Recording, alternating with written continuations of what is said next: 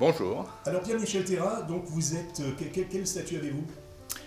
Alors, moi je suis un amateur rassembleur d'outils, de vieux objets. J'aime pas bien le mot collectionneur. Disons qu'on sauve le patrimoine. Et en même temps, je m'occupe du musée Alice Taverne dans Mierle, où je suis vice-président d'association. Cette passion, vous êtes venu depuis quand? Depuis toujours? Oui, j'ai commencé à faire de la généalogie. Et quand on fait de la généalogie, on trouve des vieux métiers, on trouve des inventaires avec des vieux objets. Et donc, tout doucement, j'ai commencé à m'intéresser à tous les objets de la vie domestique et tous les outils d'artisans. Alors qu'est-ce qu'ils ont comme particularité? Il y a un fil conducteur par rapport à ces objets, c'est des objets de la vie domestique. Ah, voilà. Alors, c'est tellement vaste et tellement riche. On fait des découvertes tous les jours. On pourra en reparler tout à l'heure. Là, j'ai trouvé récemment un objet que je n'ai vu nulle part jusque-là, inventé sûrement créé par l'artisan lui-même. C'est un objet mystère, alors vous avez recherché en fait. Ouais. Et comment vous avez trouvé justement l'origine et puis surtout à quoi servait cet objet? Eh ben, je vous avouerai que il y a des objets, j'en ai une bonne dizaine, je sais absolument pas à quoi ils servent, et on pense qu'on ne saura jamais. C'est le gars qui l'a créé lui-même, c'est des beaux objets d'art populaire, mais le gars a eu un besoin à un moment donné, il a fait un objet pour répondre à son besoin, et on ne saura jamais à quoi il servait. Ces objets, vous les trouvez où? On vous les amène généralement ou vous faites des Alors, recherches particulières? au musée, on n'achète rien parce que les petits musées n'ont pas d'argent, donc c'est des dons. Et moi, personnellement, donc j'ai une collection personnelle. Et avant, c'était les brocanteurs. Les brocanteurs ont plus ou moins disparu du paysage. Donc c'est les brocantes, mais les brocantes deviennent d'une pauvreté assez affligeante parfois. Alors Pierre-Michel Terra, qu'est-ce que vous faisiez à l'origine? Je suppose que vous êtes retraité maintenant. Oui, j'étais enseignant, j'étais professeur de mathématiques. De mathématiques. Pour ça, tout à l'heure, vous nous parlerez peut-être des compas et de l'origine. Voilà, par exemple, puis des points mesure aussi, c'est intéressant. Alors, vous venez régulièrement à Montbrison. C'est une ville que vous connaissez bien. Quelles sont vos attaches? Alors effectivement, moi du côté de mon père et de ma mère, c'est Marcy-le-Châtel. Donc, et comme je m'intéresse à l'histoire, j'ai rejoint pratiquement dès le début le groupe Village de Forêt. Et quand on a mis en place le printemps de l'histoire, moi j'ai commencé à apporter des objets pour faire une animation en plus des conférences. Est-ce que vous pouvez nous montrer des objets dont vous êtes le plus fier? Enfin, vous Alors, êtes fier de tous les objets, je suppose. Effectivement, mais il y a des objets qui sortent un peu de l'ordinaire. Par exemple, un objet assez exceptionnel, regardez bien, c'est une botte de postillon. Alors, Le postillon, c'est pas le cocher de la diligence, il est sur le cheval de tête, et c'est les bottes de 7 lieues, parce que les diligences ont changé les chevaux tous les 7 lieues. Il y avait des relais de poste pratiquement tous les 7 lieues, la fameuse appellation des bottes de 7 lieues. Et donc, ce postillon, il était à cheval sur le cheval de tête, et avec les brancards dans les très mauvais chemins. Donc, c'était pour pas qu'il ait les jambes cassées. C'est du cuir très très dur, très épais. Ça, c'est des pièces assez exceptionnelles. Donc, voilà aussi un petit pistolet assez inoffensif, qui est vraiment traité comme un pistolet à silex. Le silex est ici, ça permet de faire l'étincelle pour faire la mise à feu, mais c'est tout simplement un pistolet briquet. Les allumettes n'ont été inventées que très tardivement, vers 1850 à peu près, et là, c'est un pistolet 18e pour faire l'étincelle. Donc on armait le pistolet comme d'habitude, avec la gâchette, ça libérait le silex qui tapait contre ce morceau de ferraille, et là, dans cette petite encoche, il y avait de l'amadou, et on faisait l'étincelle pour allumer. Tout le monde a entendu parler de battre le briquet. Et bien voilà, peut-être même avant le pistolet briquet, ou plus archaïque, on mettait les doigts ici et on frottait sur un silex pour faire les étincelles, pour allumer le feu. Et c'était l'expression battre le briquet. Donc la région de Firminy était spécialiste de la fabrique de clous et des limes. Et tailler une lime, c'était pas une mince affaire, donc tout le monde sait ce que c'est qu'une lime. En voilà quelques-unes là. C'est un morceau d'acier fondu que l'on strie pour pouvoir égaliser le métal. Alors, notre tailleur de lime avait ce marteau très spécifique, ce petit burin et son enclume.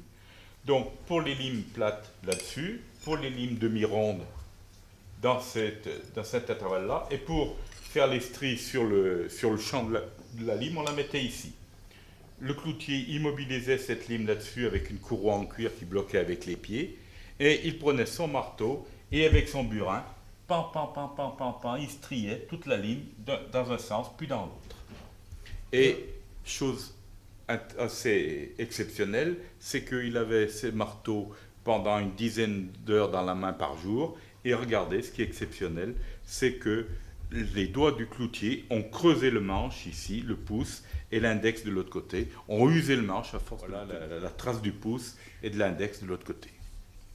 Alors vous parliez d'une particularité de ce marteau, c'est la forme qui est Alors particulière voilà. ou... C'est que il ne faut pas que l'artisan s'épuise, parce que vous imaginez, il donne des coups comme ça, très rapides, donc ce qui explique que la panne est complètement déportée, ce n'est pas un marteau habituel, avec un manche toujours courbe, et ça lui permet, avec un minimum d'énergie, d'avoir un coup de marteau très efficace. Et, je ne vous dis pas, à la fin de la journée, quand il a manipulé celui-là, qui fait 3,9 kg, hein, donc pour les grosses limes, pour les très grosses limes, il doit être quand même bien épuisé.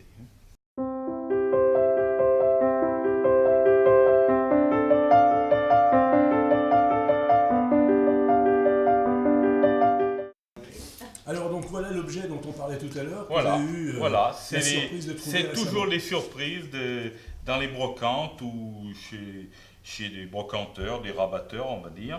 Voilà un objet assez intéressant, fabriqué par l'ébéniste lui-même, et c'est un rabot à chevilles. Donc, vous avez ici deux encoches, on mettait les chevilles ici, et avec ce mouvement-là, il les égalisait, il les appointait un petit peu, il les tournait pour faire les quatre faces. C'est peut-être un objet unique.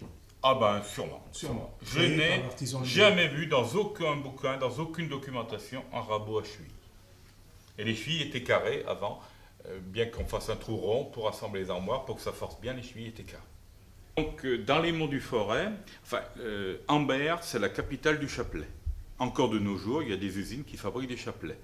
Et ces usines donnaient à faire à domicile des chapelets, et les bergères sur les Hauts-de-Chaume, là-haut, vers Pierre-sur-Haute, en gardant les vaches, faisaient des chapelets. Donc elles avaient le fil d'archal, c'est une sorte de laiton, elles avaient la bobine de fil autour du bras, et avec leur pince très typique, elles façonnaient dans ce fil d'archal les petits maillons, et elles avaient toute la réserve fournie par l'entreprise, des perles, les croisillons pour accorder ici, les croix, et elles assemblaient les chapelets pour les usines, avec une belle boîte bien décorée avec des rosaces. Et puis, chose intéressante, il y a ici la date 1917. En gardant les vaches, elles faisaient ça. Alors vous nous dites qu'effectivement il y a encore des fabriques de chapelets, c'est l'unique en France, non? Oui, je crois que c'est le seul centre qui reste en Berre et qui fournit des chapelets pour toutes les religions aussi. Hein.